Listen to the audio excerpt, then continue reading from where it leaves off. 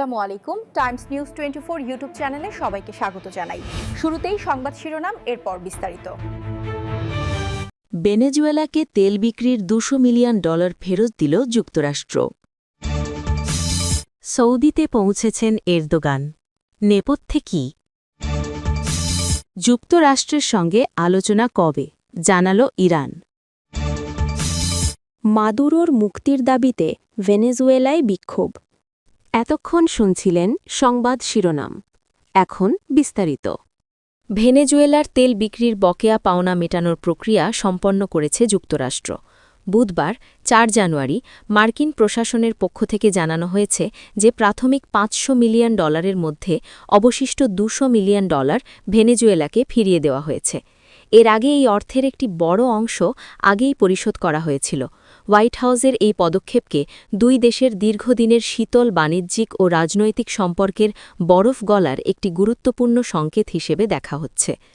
রয়টার্সের প্রতিবেদনে বলা হয়েছে, এই অর্থ মূলত ভেনেজুয়েলার রাষ্ট্রীয় তেল কোম্পানি PDVSA এর মাধ্যমে সরবরাহ করা তেলের পাওনা ছিল, যা মার্কিন নিষেধাজ্ঞার কারণে দীর্ঘদিন ধরে আটকে ছিল।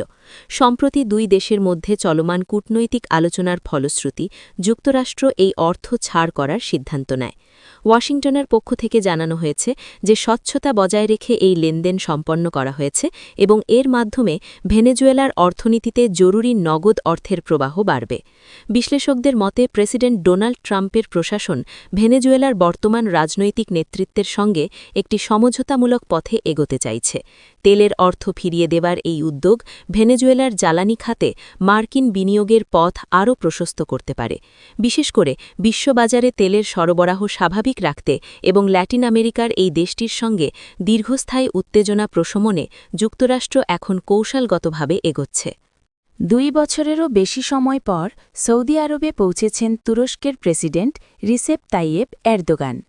মঙ্গলবার 3 ফেব্রুয়ারি তিনি রিয়াদে আসেন। সফরে সৌদি ক্রাউন প্রিন্স মোহাম্মদ বিন সালমানের সঙ্গে সাক্ষাৎ করবেন তিনি। AFP জানিয়েছে 2023 সালের পর এটি এরদোগানের প্রথম সৌদি সফর। সেবার বিনিয়োগ ইস্যুতে আসলেও এবার ঠিক কী কারণে সফর করছেন তা জানায়নি আঙ্কারা। সফরের ইস্যুতে কিছু বলেনি রিয়াদও। তবে তুরস্কের রাষ্ট্রায়ত্ত সংবাদ সংস্থা আনাদোলু জানিয়েছে, দেশ দুটির মধ্যে সহযোগিতা গভীর এবং আঞ্চলিক ও বৈশ্বিক ঘটনাপ্রবাহ নিয়ে আলোচনা করবেন দুই নেতা। এরপর এরদোগান কায়রো যাবেন।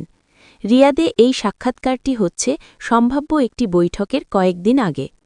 আরব কর্মকর্তারা AFP-কে মঙ্গলবার জানিয়েছে, আগামী 6 ফেব্রুয়ারি তুরস্কে অনুষ্ঠিত হতে পারে যুক্তরাষ্ট্র ও ইরানের মধ্যে আলোচনা।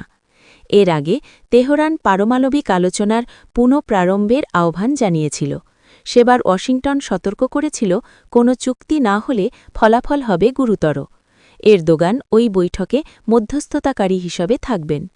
উভয় পক্ষের মধ্যে উন্মুক্ত সংঘাত এড়ানোর জন্য কূটনৈতিক প্রচেষ্টার নেতৃত্ব দিচ্ছেন তুর্কি প্রেসিডেন্ট। এর আগে তার সৌদি সফর নানা জল্পনা তৈরি করেছে। ভেনেজুয়েলার সাবেক প্রেসিডেন্ট নিকোলাস মাদুরোর মুক্তির দাবিতে রাজধানী কারাকাসে হাজার হাজার মানুষ মিছিল করেছেন। প্রাণঘাতী এক মার্কিন সামরিক অভিযানে ক্ষমতাচ্যুত হওয়ার 1 মাস পূর্তিতে মঙ্গলবার মাদুরোর সমর্থকেরা রাজপথে নামে, খবর AFP-র। ভেনেজুয়েলার প্রয়োজন নিকোলাস, এমন স্লোগানে মুখর ছিল মিছিলটি। 1 মাস আগে নাটকীয়ভাবে ক্ষমতাচ্যুত করে মাদুরোকে নিউইয়র্কে মাদক মামলার বিচারের মুখোমুখি করা হয়। এরপর থেকে অন্তর্বর্তী প্রেসিডেন্ট ডেলসি রড্রিগেজ কঠিন সমীকরণের মধ্যে রয়েছেন। একদিকে ওয়াশিংটনের সমর্থন ধরে রাখা, অন্যদিকে সরকারে থাকা মাদুরোপন্থী নেতা ও সাধারণ মানুষের সমর্থন বজায় রাখা, দুই চাপই সামলাতে হচ্ছে তাকে। এদিন মিছিলে অনেকেই অংশ নেয়, যাদের বড় একটি অংশ সরকারি কর্মচারী। তারা মাদিরো ও তার স্ত্রী সিলিয়া ফ্লোরেসের ছবি বহন করেন। যুক্তরাষ্ট্রের ওই অভিযানে ফ্লোরেসকেও আটক করা হয়। সরকারের ডাকে আয়োজিত এই মিছিল কয়েকশো মিটার জুড়ে মিছিলের পাশাপাশি ট্রাকে উচ্চস্বরে গান বাজানো হয়। অনেক বিক্ষোভকারী চাবিস্তা আন্দোলনের লাল রঙের পোশাক পরে ভেনেজুয়েলার পতাকা হাতে নিয়ে মিছিল করে। চাবিস্তা ভেনেজুয়েলার সাবেক প্রেসিডেন্ট হুগো শ্যাভেজ প্রবর্তিত একটি বামপন্থী পপুলিস্ট মতাদর্শভিত্তিক রাজনৈতিক আন্দোলন। এই মতাদর্শ সমর্থকরা চাবিস্তা নামে পরিচিত, যারা শ্যাভেজ ও পরবর্তীতে নিকোলাস মাদুরোর নীতি বাস্তবায়নে সক্রিয়। অপরদিকে মাদুরোর ক্ষমতাচ্যুতির পর ভেনেজুয়েলার বিরোধী দল নতুন নির্বাচনের দাবি জানিয়ে আসছে। যুক্তরাষ্ট্রের সঙ্গে আলোচনার বিষয়টি নিশ্চিত করে ইরানের পররাষ্ট্র মন্ত্রণালয়ের মুখপাত্র ইসমাইল বাঘাই বলেছেন যে তেহরান ও ওয়াশিংটনের মধ্যে আলোচনা আগামী কয়েকদিনের মধ্যে হওয়ার পরিকল্পনা রয়েছে। এই আলোচনার সময়সূচি সম্পর্কে তিনি দেশটির রাষ্ট্রীয় বার্তা সংস্থা IRNA-কে বলেন, ওমান, তুরস্ক এবং আরও কয়েকটি দেশ এই আলোচনার আয়োজনের ব্যাপারে আগ্রহ দেখিয়েছে। চূড়ান্ত স্থান শিগগিরই নির্ধারণ করা হবে।